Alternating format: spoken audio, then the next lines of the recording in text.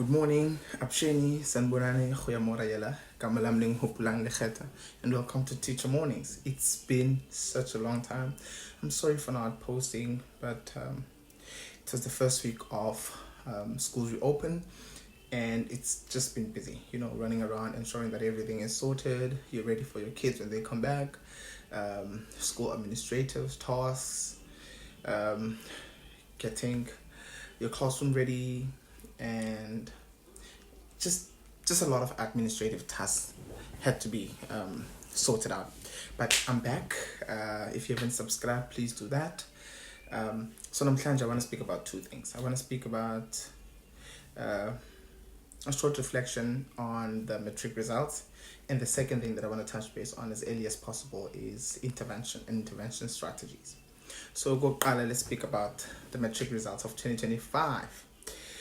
I think it's a great thing that there's been some improvement on the results, overall improvement of national results. So that's number one. So well done to the class of 2025 for all of the hard work. I know that 100% pass rate nationally would be lovely, but at this point we haven't reached that level. But abantwana basebenzile, and we should applaud them for that. However, there are quite a few highlights that I really do want to reflect a bit about. The fact that mathematics and accounting have seen a significant decline in terms of the pass rate. Now, as an educator, when I think about the factors that could have led to this, there's quite a number of them. Some have to do with the school and how it's ran. Others have to do with management. Others have to do with facilities. Others have to do with the learner intervention. So it's a whole lot of things. I can't pinpoint one thing to say this is the reason we have seen a decline in those two very, very important subjects. More critically with mathematics, because it's a very, very important subject for obvious reasons. If a kid wants to get into like the STEAM subjects, they obviously need good results when it comes to mathematics. So that's reflection number one, right? And it's something that schools across the country, whether they've seen an improvement or a decline in their own mathematics results, that they should take a look at, because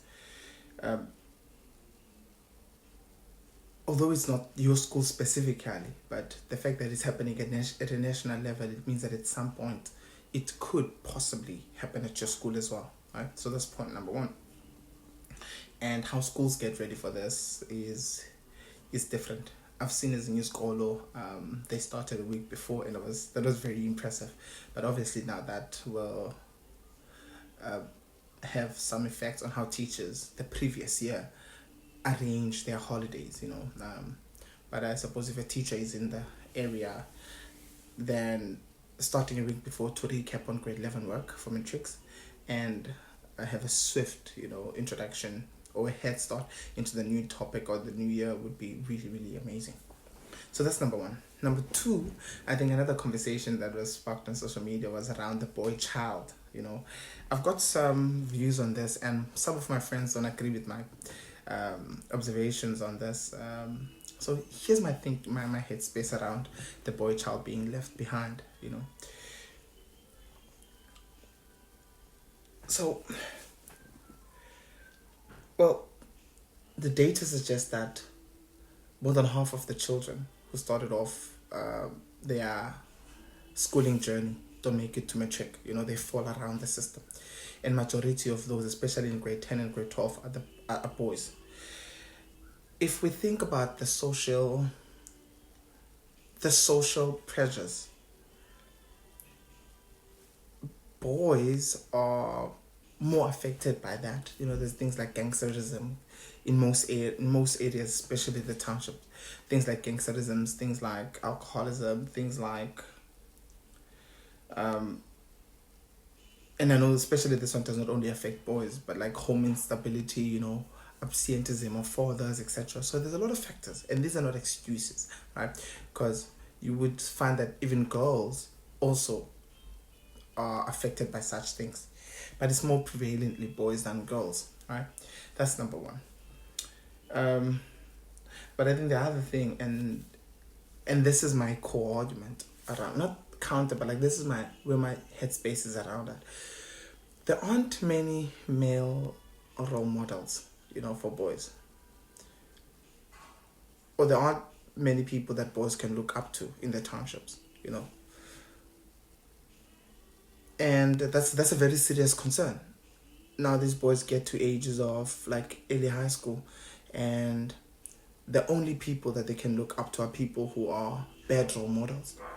And because there's no one to kind of like put them in line or even advise them on what path to take in life, then they fall prey to all of these pressures, and one bad decision or one wrong decision leads to the next.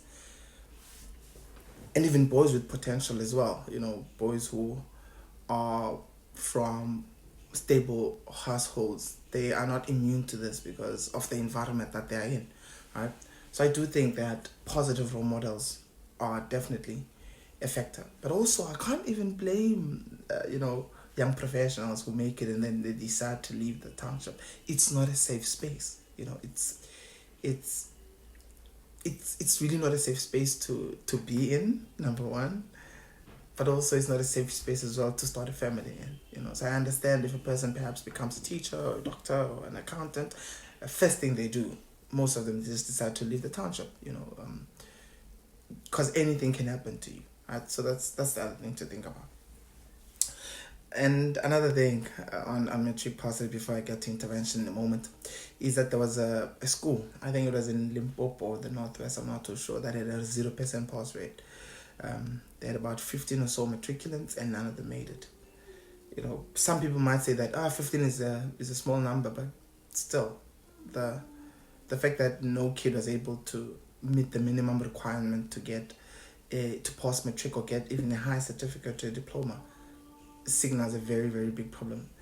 Even beyond that, the fact that those schools were not given enough support, whereas data from Term 1, Term 2 and the prelims should have suggested that this outcome was possible, that there were no immediate interventions by the department, for me says that perhaps not much attention was given to that school or that particular area, right? So that's my thinking process around that. Then the second last thing I want to speak about when it comes to matrics and all of that is what happens now for the other kids, who've managed to get their B's, their D's and pass matric. What happens? There's a couple of options for them. Option number one, they could obviously go to university, but with going to university, I've got my reservations. So you've got learners who have a passion or a desire to perhaps pursue their goals in accounting or in medicine or in engineering. But because of how their results came out, they were not admitted to their primary courses of study or desired courses of study. And you'd find that most of these kids just take any course for the sake of going to university. And I really think it's important that we change this narrative. It's not just about getting into university. It's about getting to university, number one, at the institution that you'd ideally want to study at, because that's also quite important.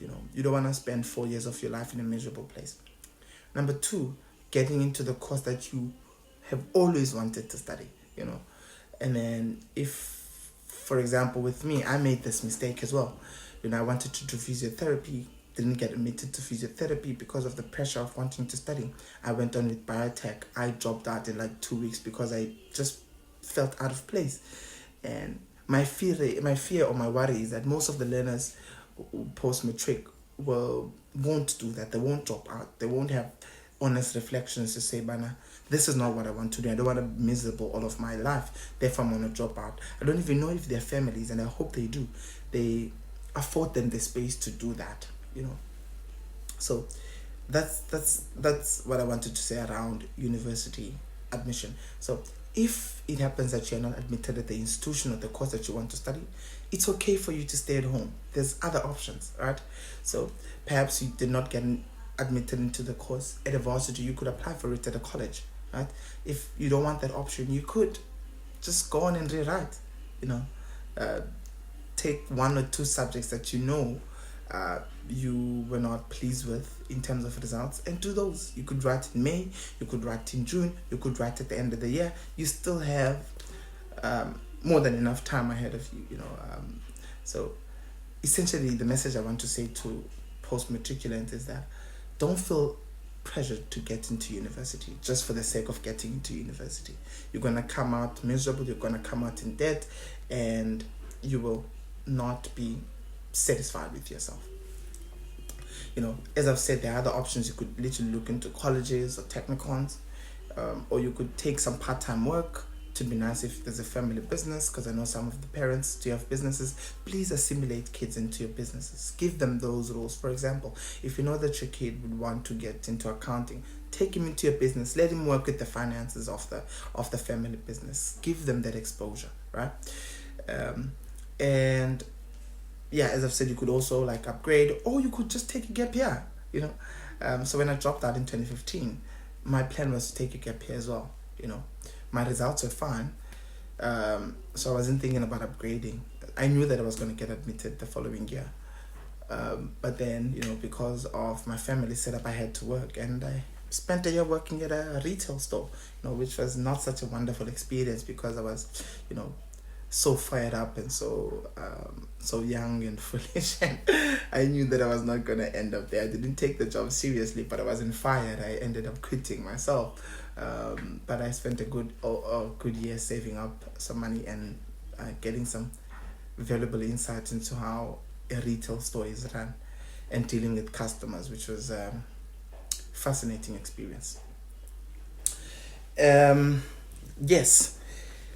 So that's my reflection on matriculants and the class of 2025. Now, the most important thing, and this is for current grade 12s and for parents of learners who are in grade 12, has got to do with intervention.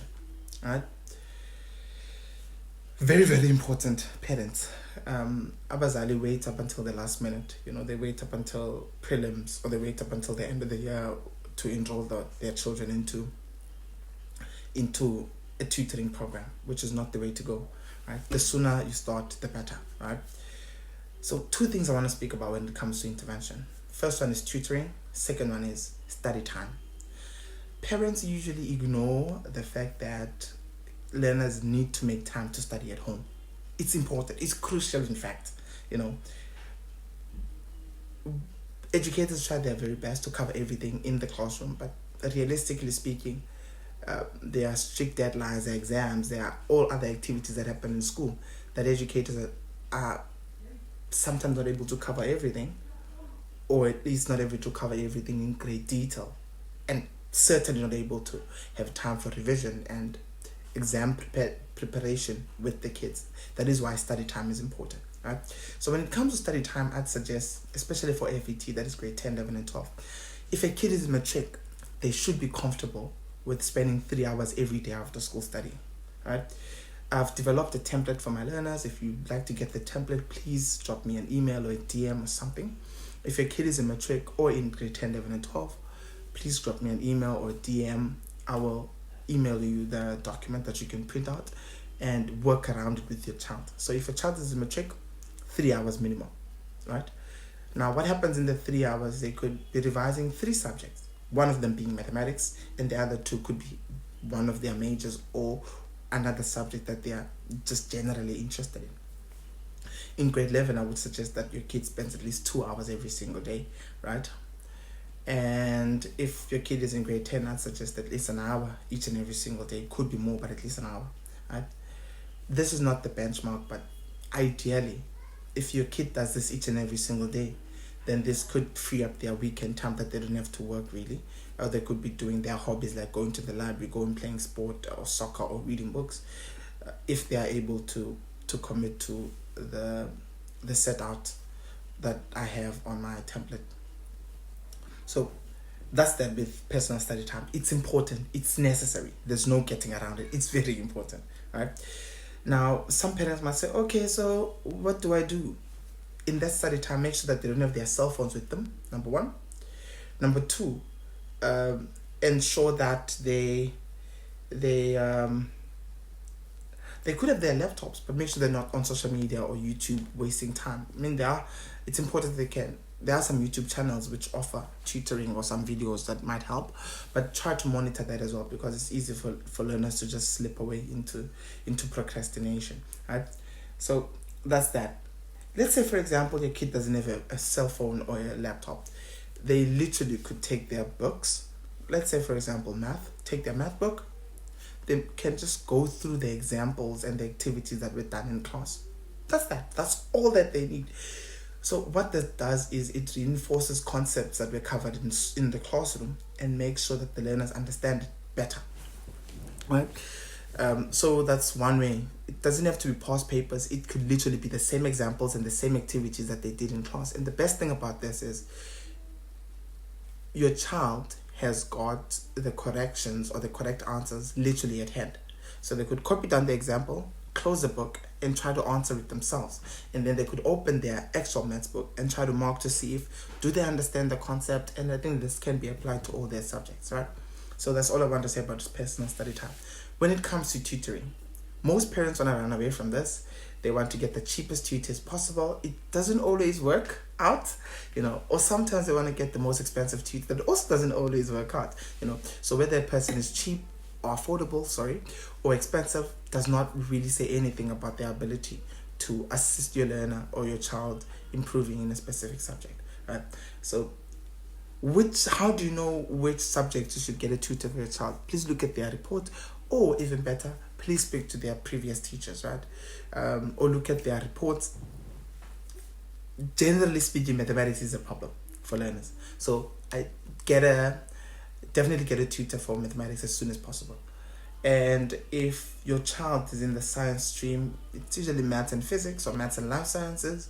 But look at the reports and the two worst subjects that they've performed in the previous grade. Make sure you get a tutor for that. It would be nice if you could get the one tutor who offers both of those subjects, for example, maths and physics, instead of getting two separate people. But if you can't, then you don't have a choice really. Few things to note when it comes to tutoring. Number one, it's not a magic tool. The fact that you send your child to tutoring doesn't mean that they're all of a sudden going to become A students. No, right? It takes time, and I think the key indicator should be improvement more than. But what do I mean by improvement? It should be, say for example, if your kid was failing dismally at maths, if they're able to pass maths, that's improvement. That's an indicator you should look at, right? Now, don't go off at your child's tutor and say, why is my child not getting 80s? Listen, it takes time, right? Because proficiency in mathematics is not achieved in one go. And I'm saying this from experience. It's a build-up of everything that they've learned over time, right? And that's why they're able to solve X and solve calculus and do all of these calculations with ease. It's because of they've been performing quite well over time, and you can't expect a tutor to kind of fix everything all at once. So it's not a magic wand. That's number one. Number two, I can't stress this enough to parents, especially of kids in matrics. It's so much better to start earlier than later. So don't wait up until the third term. Don't even wait up until the end of the first term. At least it's still a bit of a safe zone. But ideally, get a tutor as soon as possible, right? With that being said, I do offer services as well for only FET mathematics grade 10, 11, and 12. So if you'd like to inquire about that, please also just drop me a DM and I will send you my price list and then my schedule, and we'll see how we can work around this. When it comes to tutoring, also parents should think about the following. They should think about, is it okay for their child to attend online classes or in person? Most of the tutors around at the moment, because they're in different provinces and they're doing different things, or in different areas, it's most probably going to be online, right? This is not a train smash. As long as a child is somewhat tech savvy and they've got a stable internet connection, then they should be fine, right? Yes, and then what happens then? The third thing I want to speak about before I wrap this up. What happens if there is no improvement? You've been sending your child for 2 terms to your tutor and there's no improvement. Ideally in matric, if there's no improvement in term 1, you have to consider changing the subject. Unfortunately, this is a very hard reality for parents, and some of them can't accept this. It's very important that you consider this option, because what we observe is that kids end up not making it to matric because of this one simple thing, that parents could not accept the fact that their child were not improving in mathematics, and perhaps maths literacy was an option. And there's nothing wrong with mathematics literacy. And I'm saying this because you notice that some of the kids just want to go and study arts or study law or study music. And this has nothing to do with pure mathematics, you know. So in that instance, it makes sense that the child can change to maths lit. And another thing that parents should also take notice of, especially if there are no improvements, is the following. Just review. Maybe sports is taking up a lot of time or is occupying your child's mind. You know, maybe remove them from the soccer team, you know, until their results improve. You'd be shocked to find out that learners, because they care so much about the soccer or the sports, that they then put so much attention to their mathematics, so that they could salvage this one, right? So please review that, review their social media, review how they spend their time. Especially for grade 12, it's a very, very important year. You know, it broke my heart just a couple of days ago when we were issuing out statements and some kids did not make it. And at that point, there's nothing that could be done, you know. And I think if some of the things that I've just mentioned in this video were taken into account earlier, perhaps the outcome would have been different. Yes, so those are just a few things I wanted to say about, to speak about when it comes to the matric results in the class of 25 and tutoring, and intervention. I hope you enjoyed this. Please tell me what you think about this, and I'll see you in the next one. Bye bye.